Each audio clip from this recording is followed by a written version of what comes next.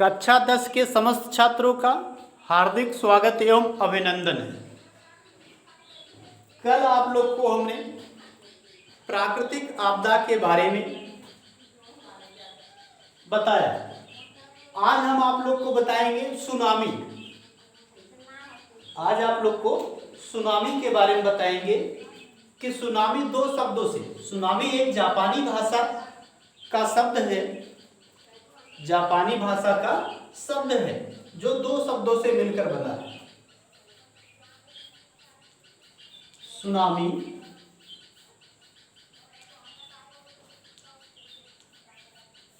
जापानी शब्द है जो दो शब्दों से मिलकर बनी है। दो शब्दों से मिलकर बनी है,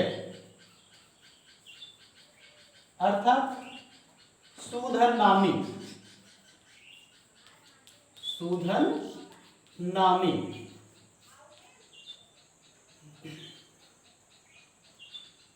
सु का अर्थ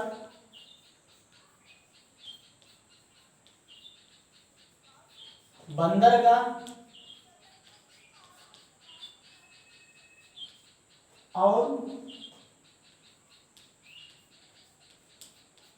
नामी का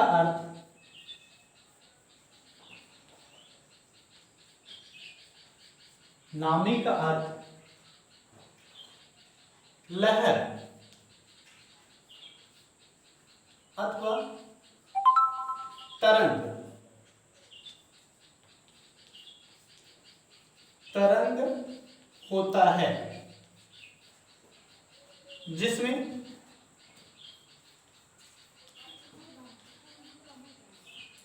भूकंप एवं ज्वालामुखी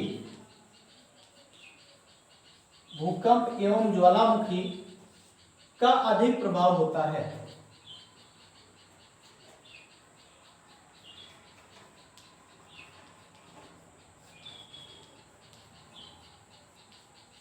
अधिक होता है। देखिए, सुनामी एक जापानी भाषा शब्द है जो दो शब्दों से मिलकर बना है। सु का अर्थ है बंदरगाह, नामी का अर्थ है लहर या तरंग। अर्थात जब बंदरगाहों की समुद्र का जल अपने बंदरगाह के तटीय क्षेत्रों में आने लगता है, तीव्र गति से आने लगता है भूकंप के प्रभाव से। अर्थात जब भूकंप महासागरीय के तल में आता है तो उसके प्रभाव से, जब भूकंप महासागरीय भागों में आता है तो उसके प्रभाव से बंदरगाहों की लहर जो है तीव्र गति से एक निश्चित दिशा में होकर बहने लगती है। तीव्र गति से एक निश्चित दिशा में होकर बहने लगती है, जिसे हम सुनामी कहते हैं। और जिस दिशा में ये बहती है उधर का जितना भी भाग पड़ता है, अर्थात इस लहर के चपेट में जो भी आता है वो नष्ट भ्रष्ट हो जाता है। जो अधिक से अधिक जनधन की हानियां होती हैं, इसको भी हम एक प्राकृतिक आपदा के रूप में रखते हैं। सुनामी के बाद है सूखा। अगली हेडिंग है सूखा। सूखा किसे कहते हैं? सूखा किसे कहते हैं?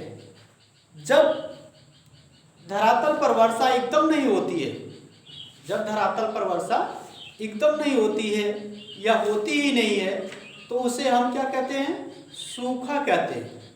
उसे सूखा कहते हैं। जब वर्षा एकदम नहीं होती तो सूखा पड़ जाता है। और कभी कभी ऐसा होता है कि वर्षा इतनी अधिक हो जाती है कि जल की मात्रा बढ़ जाती है, जिसे हम बाढ़ कहते हैं। तो देखेंगे सूखा।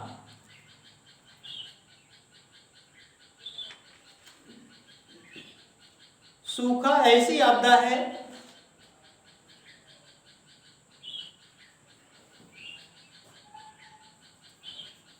यह एक ऐसी आपदा है जो अपना प्रभाव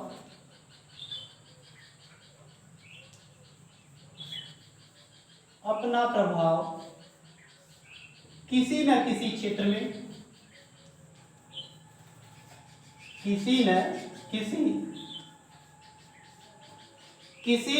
क्षेत्र में अवश्य डालती है। किसी न किसी क्षेत्र में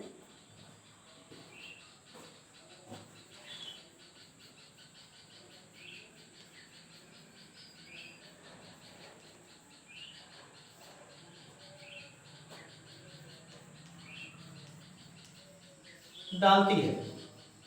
अर्थात जब वर्षा अपने निश्चित समय में नहीं होती है तो उसे हम सूखा कहते हैं। दूसरे शब्दों में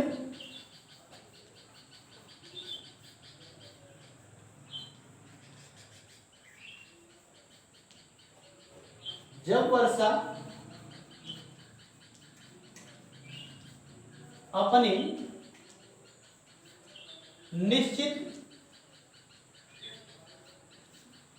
निश्चित समय में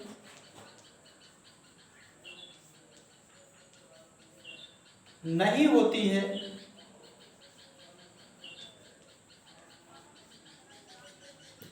तो उसे सूखा कहते हैं। सूखा पड़ने से कृषि फसलें नष्ट हो जाती हैं, अर्थात सूख जाती हैं, पेड़ पौधे सूख जाते हैं, वनस्पतियां सूख जाती हैं, घासें सूख जाती हैं, जिससे चारे का अभाव हो जाता है। चाहे वह जंगली जानवर हो, चाहे वह पालतू जानवर हैं, उनके लिए चारे की समस्या उत्पन्न हो जाती है। मानव का भोजन संकट में पड़ जाता है।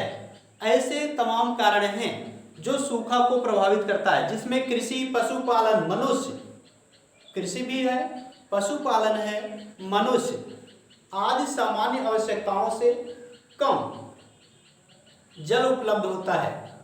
यह शुष्क और अर्धशुष्क भागों में सामान्य समझी जाती है, क्योंकि जल का कम उपलब्ध होना उनकी नीयत बन गई है। शुष्क या अर्धशुष्क में यह सामान्य बात समझी जाती है, क्योंकि वहाँ कम वर्षा उनकी नीयत बन गई है, क्योंकि वहाँ हर वर्ष जो है वर्षा कम होती है। किंतु उसके विपरीत जहाँ वर्षा अधिक होती है या निरंतर होती रहती है, यदि ऐसे क्षेत्रों में वर्षा नहीं होती है या समय से थोड़ा बाद वर्षा होती है, तो ऐसे क्षेत्रों में सूखा क्षेत्र कहलाता है। यानी वर्षा का न होना ही क्या कहलाता है? वर्षा का न होना या कम होना सूखा कहलाता है। वर्षा का न होना या कम होना सूखा कहलाता है। यह भिन्न भिन्न क्षेत्रों को प्रभावित करती है, जैसे मरुस्थलीय क्षेत्र गुजरात, इससे उसे सूखा कहते हैं। इससे गुजरात, पंजाब, हरियाणा,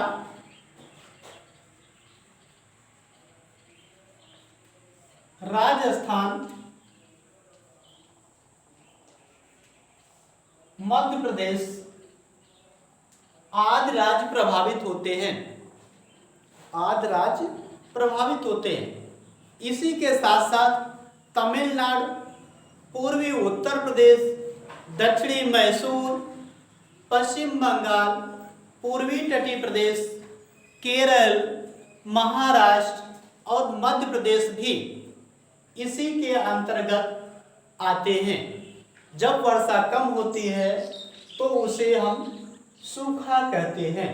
अर्थात जिन क्षेत्रों में वर्षा बहुत कम होती है, औसत वर्षा कम होती है या नहीं होती है, तो ऐसे क्षेत्रों को सरकार सूखा क्षेत्र घोषित कर देती है। सूखा क्षेत्र घोषित कर देती है। सूखा आपदा के कारण, अगला हेडिंग हम पढ़ेंगे, सूखा क्यों पड़ता है? सूखा पड़ने का कारण, सूखा पड़ने का कारण।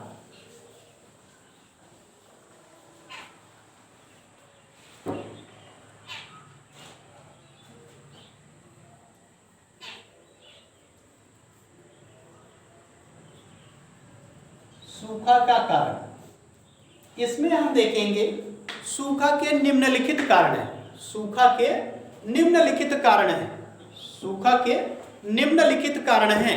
इसमें हम देखेंगे कि सूखा एक प्राकृतिक आपदा माना जाता है।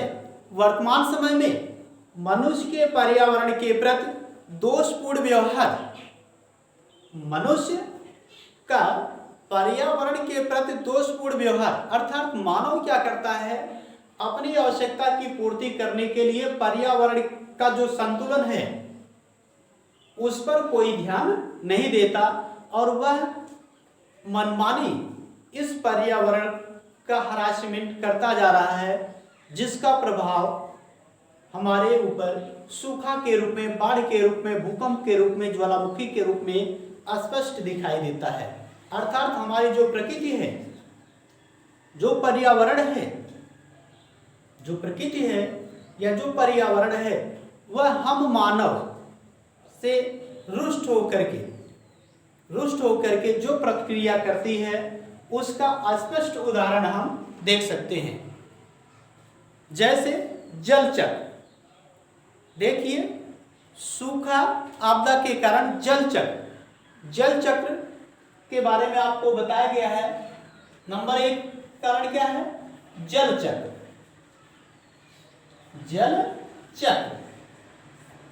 जल चक्र में आपको बताया गया है, जब जल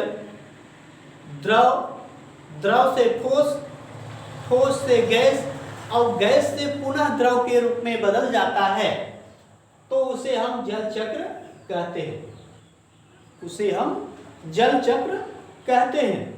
इसमें देख सकते हैं, जब जल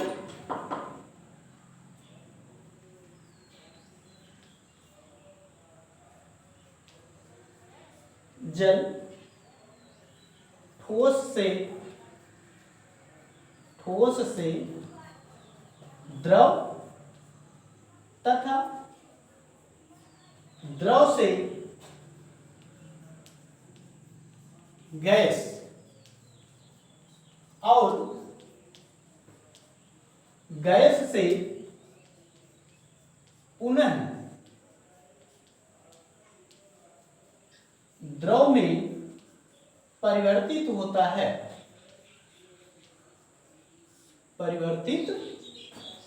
है तो उसे जल चक्र कहते हैं। जल चक्र कहते हैं। एग्जाम्पल हम देख लेंगे। 3 रूपों में जल पाया जाता है। पर्वतों पर ठोस रूप में, जिसे हम हिम कहते हैं, ठोस से यह द्रव के रूप में बदल जाता है और द्रव से यह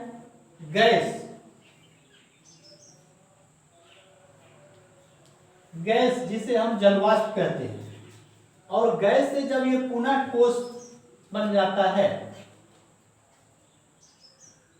देखिए द्रव से गैस से ठोस से द्रव और द्रव से पुनः जब गैस बन जाता है तो वही क्रिया क्या कहलाती है? जल चक्र।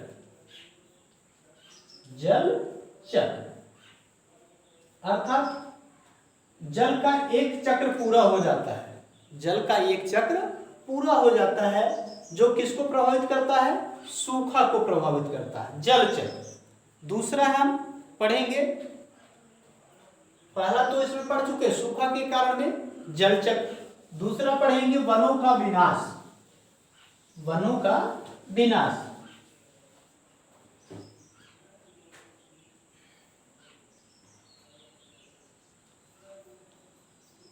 वन विनाश दूसरी हेडिंग है वन विनाश, अर्थात मानव अपनी आवश्यकता की पूर्ति के लिए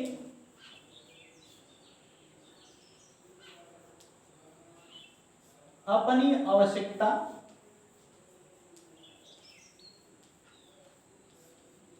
की पूर्ति के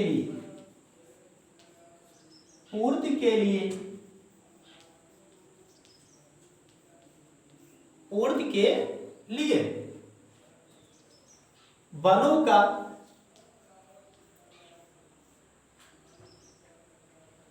वनों की कटाई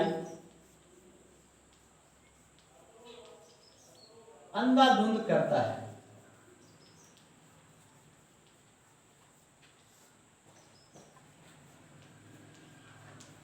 अंधाधुंध करता है, जैसे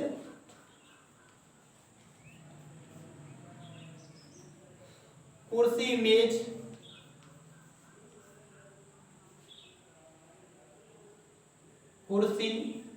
मेज चारपाई कागज इत्यादि, जिससे वनों की अंधाधुंध क्या हो रही, कटाई हो रही है और वनों में धीरे धीरे विनाश हो रहा है। क्योंकि आप जानते हैं कि यही वन, यही पेड़ पौधे वर्षा को आकर्षित करते हैं और जब वन की अंधाधुंध कटाई हो जाएगी और इस धरातल से या भूपृष्ठ से जब वन के अनुपस्थित होगी तो वर्षा को आकर्षित कौन करेगा? इसके अलावा यही वृक्ष ऑक्सीजन देते हैं, कार्बन डाइऑक्साइड ग्रहण करके ऑक्सीजन देते हैं, छाया से बचाते हैं, जिसके बारे में आप लोग जानते हैं। धीरे धीरे वनों का विनाश होता जा रहा है और वनों की क्या हो रही, कमी हो रही है। यही वनों में कमी अर्थात पेड़ पौधों में कमी होना ही क्या कहलाता है, वन विनाश।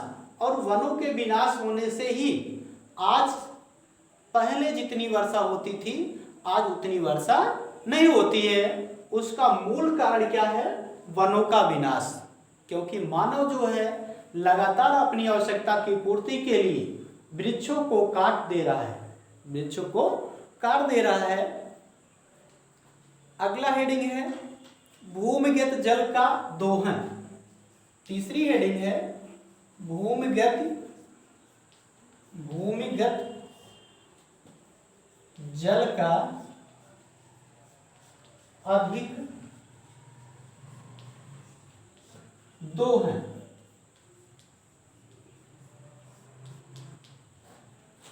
अर्थात हम यह देखेंगे कि भूमिगत जल के स्रोत का अत्यधिक दोहन होता है।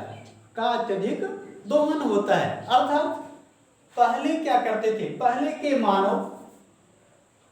मानव वर्षा के जल को इकट्ठा करते थे, क्योंकि इस धरातल पर अनेक प्रकार के तालाब होते थे और वर्षा का जल उसी तालाब में कलेक्ट कर लेते थे, इकट्ठा कर लेते थे। पीने के अलावा बाकी काम जो करते थे, चाहे वह कपड़े की धुलाई हो या पशुओं की धुलाई हो या चराई हो या सिंचाई हो, ये सब काम जो है वर्षा के जल का उपयोग करते थे, वर्षा के जल से उपयोग करते थे। अर्थात जो जल तालाब में रहता था उसका उपयोग करते थे। केवल भूमिगत जल का उपयोग हम पीने के लिए करते थे। किंतु आज हम देखेंगे कि धरातल पर जितने भी तालाब हैं वो पाट दिए गए हैं, जिससे वर्षा का जल बह करके नदियों के माध्यम से बंगाल की खाड़ी या समुद्र में चला जाता है, नहर नदी के माध्यम से, और हमारे धरातल पर जो जल है वह अनुपस्थित रहता है। जब जल के अभाव में, जल के ऊपर जल का अभाव रहता है, तो हम अपनी आवश्यकता की पूर्ति करने के लिए क्या करते हैं, बोर करके या हैंडपंप के मशीन से उसका यानी भूमिगत जल का अधिक से अधिक दोहन करते हैं। दोहन तो करते हैं, लेकिन वाटर रिचार्ज नहीं करते, वाटर रिचार्ज नहीं करते। अर्थात जितना जल, वाटर रिचार्ज किसे कहते हैं कि जितना जल हम भूमि के अंदर से निकालें उतना जल यदि हम भूमि के अंदर डाल दें तो यही क्रिया वाटर रिचार्ज कहलाती है। किंतु हम क्या करते हैं, आंतरिक जल का यानी भूमिगत जल का तो उपयोग करते हैं किंतु भूमि के अंतर्गत जाने नहीं देते हैं। सरकार आज वही क्रिया अपना रही है, सरकार आज यही प्रक्रिया अपना रही है कि हर गांव में एक तालाब खुदवा रही है, क्योंकि तालाब से रिसाव कम हो रहा है। यानी तालाब जब पड़ गए तो जो जल पृथ्वी पर स्थित रहता है तो थोड़ा थोड़ा करके रिस करके अंदर जाता है और भूमिगत जल पर कोई प्रभाव नहीं पड़ता। कुआं के माध्यम से आर्टिजन कूप, वर्षा के जल को समुद्र में न जाकर के आर्टिजन कूप के अंदर से या नल के माध्यम से, नल के बगल में सोख्ता बनता है, उससे भी कुछ जल जो है पृथ्वी के अंदर जाता है, जिससे पृथ्वी की नमी बनी रहती है, पृथ्वी की नमी बनी रहती है और भूमिगत जल में कोई प्रभाव नहीं पड़ता है। इसी को ध्यान में रखते हुए पुनः तालाब की खुदवाई शुरू कर दिया, पुनः तालाब की खुदवाई शुरू करा दिया कि कुछ न कुछ जल का रिसाव हो करके भूमि के अंदर जाएगा। अन्यथा यदि हम लोग ऐसा नहीं करते हैं तो आने वाली पीढ़ी के लिए ये जो भूमिगत जल है यदि इसी तरह से उपयोग किया जाता रहा तो वो इस भूमिगत जल से क्या हो जाएंगे, वंचित हो जाएंगे, अर्थात सूखा को प्रभावित करेंगे, अर्थात सूखा को प्रभावित करेंगे और वो जल से वंचित हो जाएंगे।